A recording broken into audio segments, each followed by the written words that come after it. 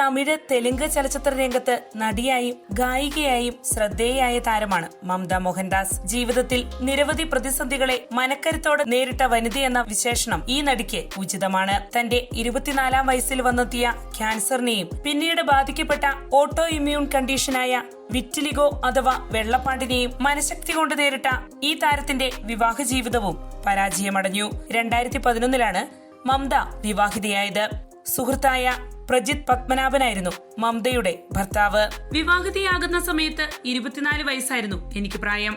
അതേ വർഷമാണ് എനിക്ക് ക്യാൻസർ സ്ഥിരീകരിച്ചതും. ക്യാൻസറിൽ നിന്ന് മുക്തി നേടിയ ഉടനെ ഞാൻ വിവാഹം ചെയ്തു. ഒരു രക്ഷപ്പെടലായിരുന്നു അത്. അന്ന് ഒരുപക്ഷെ വിവാഹം എന്താണെന്ന് എനിക്കറിയില്ലായിരുന്നു. എനിക്കൊരു ബെസ്റ്റ് ഫ്രണ്ടിനെ വേണമായിരുന്നു. ഭാര്യ ഭർത്താവ് എന്ന നിലയിലുള്ള എക്സ്പെക്ടേഷനെ കുറിച്ചൊന്നും എനിക്കറിയില്ലായിരുന്നു. അത്രയൊന്നും ഞാൻ ആലോചിച്ചിട്ടില്ല. എന്തായാലും 6 മാസത്തിനുള്ളിൽ ആ വിവാഹ ബന്ധത്തിൽ നിന്നും പുറത്തു വന്നു. 1 വർഷത്തിനുള്ളിൽ ഡിവോഴ്സും കഴിഞ്ഞു. നടി പങ്കുവയ്ക്കുന്നു.